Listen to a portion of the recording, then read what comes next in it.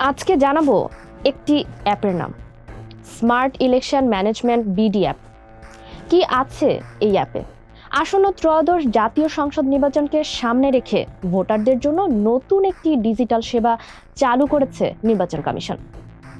Smart election management BD নামের এই mobile অ্যাপের মাধ্যমে ভোটাররা ঘরে বসেই নিজেদের ভোট কেন্দ্র সহ নির্বাচন সংক্রান্ত গুরুত্বপূর্ণ তথ্য জানতে পারবেন। এখন কিন্তু আর কারো অপেক্ষায় থাকতে হচ্ছে না ভোট সংক্রান্ত তথ্য জানার জন্য।